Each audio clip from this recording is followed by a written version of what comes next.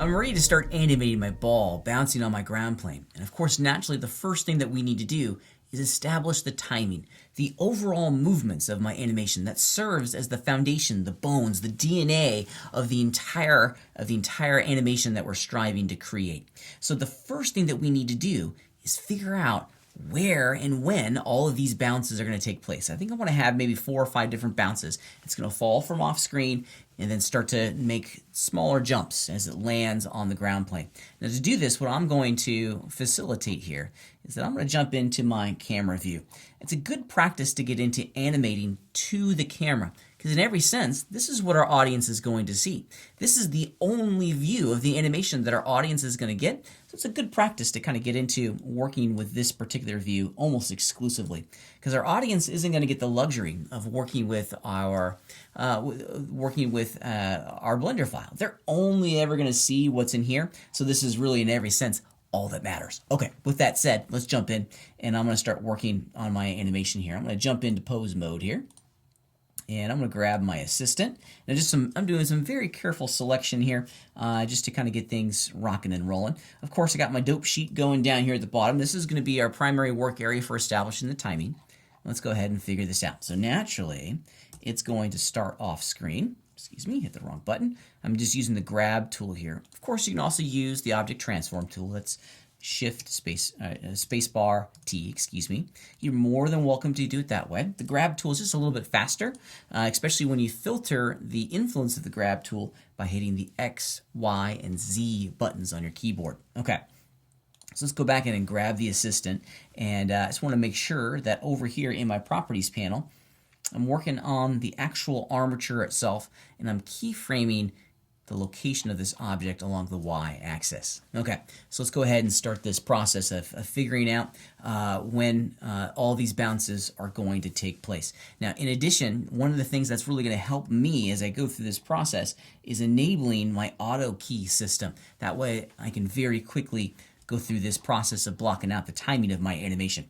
Okay, so I'm here on frame 1. Let's move my frame. I'm just going to arbitrarily put the timing of all of these bounces. Let's see, that's probably, we don't want it at 0, because if the value is at 0, then it's not going to look the way we want it to look, because it's going to be inside the box. Let's see what value it needs to be. I hit the 1 key on my number pad to bring open this view. My playhead's still at frame 20, and I'm just going to very carefully put it where I want it to be, right in there. Okay, yeah, I'm liking that, so it's going to hit right there. Cool. Now the reason I was being very specific and very particular with this particular keyframe and its value is that I think I'm just going to copy and paste that keyframe for all of my bounces. The keyframe that establishes the height of the jump is going to be different, but in every sense, the keyframe where it lands should be the same, which will be pretty good. Okay, let's go back into my camera view here and see what we got. Yeah, there it is. I'm liking that so far. So it starts off frame, and then it's going to bounce. Okay, let's go ahead. I'm going to go to frame 40 now. Same thing. Now it's going to lose some energy on this next bounce. So it's not going to return to the exact same location as it did. We've got to figure out in a minute here how high we want all these bounces to be. And our graph editor is going to be a really great service of that. Of course, we want the bounce conclusion where the impact frame to be the same. And so here's a great little trick. I want to have a duplicate of this frame right here. Let me move my playhead away. This frame right here, or this keyframe, determines the bounce location when it hits the ground. I want to duplicate that. Of course, you can just copy and paste. That works too. Shift D is also going to duplicate that keyframe. And I'm just going to put that duplicate over there on frame 60. Let's see what we got now. So it's going to fall. Boom, bounce, go up on frame 40, and then it's going to go back down to frame 60. Cool. Let's go to frame 80 and start figuring out where we want this to go. Boom, boom. See how each bounce is getting a little bit smaller? Let's duplicate my impact frame again. And then on frame 120, it's going to be small. I'm going to duplicate my impact frame again. I'm putting these keyframes every 20 frames. arbitrarily. That way I can go back in and adjust the timing a little bit more organically. In the timing stage, in the timing phase of our animation, we're just trying to figure out when and where.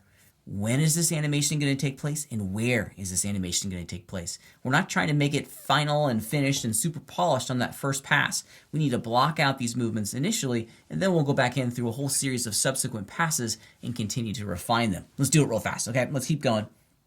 Okay, so here 140 is when it is on the ground, and then I think I want to have on 160, these are going to be some micro movements. Okay, duplicate 140, drag it over to 180. Then maybe one more micro jump here. And then it's going to stop on frame 220. So this is what we have so far. It's not going to look very good or real at this point, but it's a good starting point for our animation. In every sense, this is a great block out of our animation. Boom, boom.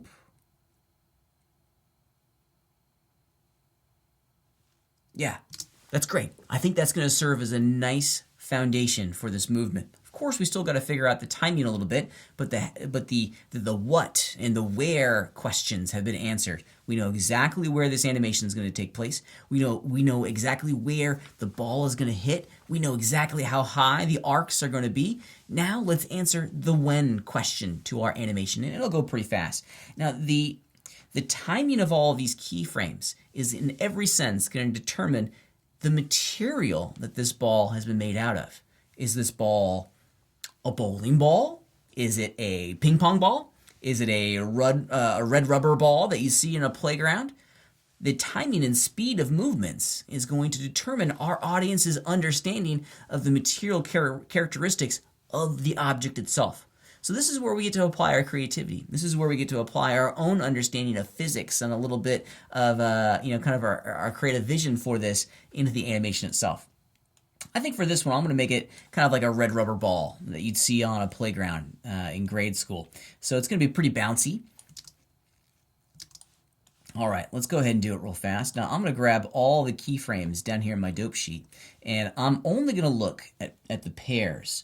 When I work with the timing, I try to focus all of my attention onto pairs of keyframes. There's a lot of keyframes that are going on right now. If I was to try to figure out all of these in one pass, I'm just going to get confused, and I'm not really going to be able to understand how the edits I'm making on my timeline are influencing the totality of the animation. So we're going to focus. I'm focusing on the keyframe on frame 1 and the keyframe on frame 20. Now I'm intentionally selecting all of the keyframes after frame 20 so I can do kind of this really great ripple or roll edit, because I want to bring all of them with me together. Like that. Okay. All right, so how long do I want it to take to bounce? I think I'm going to have it be a half a second, so maybe 15 frames. 15 frames, yeah, that's going to be pretty cool. Now I can already see that the computer has automatically applied an easing inside of the keyframes in the graph editor itself. It's using that automatic Bezier curve to determine how these keyframes are going to transition from one to another. I don't want that at the moment. Let's just go into my graph editor. I'm going to turn all of that off. I'm going to go into, let's see, it's location Y. Location Y in my graph editor has all the keyframes for the ball moving up and down. And simply, I'm just going to select all the keyframes. And I'm going to change, I only want on the keyframe Y. I don't want all of the scale. Let's turn off the visibility of the scale, the rotation. There we go. That way I can just very quickly work with the channel that I've selected. There we go.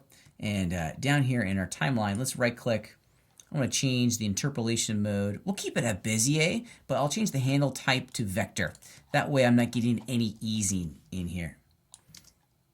Yeah, and the reason I'm doing this is to help understand the timing. Oftentimes when we're slowly transitioning between the keyframings, when the spacing has automatically been applied to us, we really don't get a good solid understanding of the timing of the animation, the function of the keyframes in the timeline itself, and how those keyframes determine the overall speed of the movement. Spacing is all about the details. Let's return to our graph, our dope sheet, by hitting Control Tab. Okay, and now let's get to work. Yeah, I think I'm liking this. I'm gonna move, instead of the second bounce ending on frame 15, let's move it to frame 14. Yep, that's pretty good. So it goes down in 14 frames. I'm gonna zoom in. So it goes down in 14 frames. So it's not gonna have the same energy going up as it did down. So it's gonna have to move a little bit slower. I'm gonna deselect. This is how the workflow is gonna work. I have everything selected. I'm real happy with the timing between this guy, between my first keyframe pair set, these in here. This is good, okay? I'm gonna select everything past that one. So all of this I'm gonna select. That way I can very quickly block out these movements. Now, 14 frames, it's on frame 14, so 28. Let's put it at 28. See what we get. Yeah, maybe 1 or 2 frames more.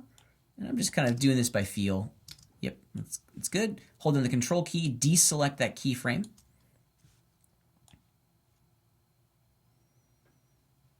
And let's keep moving forward here to something like this.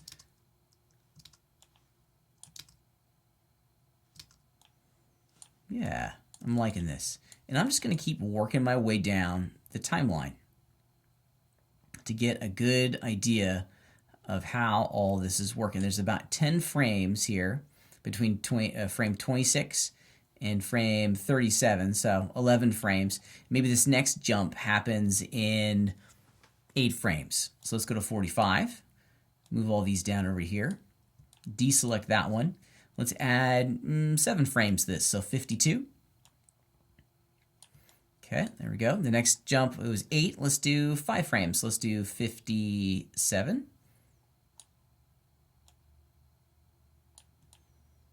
And here, the speed change is not going to be too much. So let's do another 5 frames. 57, we'll go to 62. And so on and so forth. This is where it's going to go pretty fast. So what is that? 4 frames, yep. Let's go to frame 70. 74.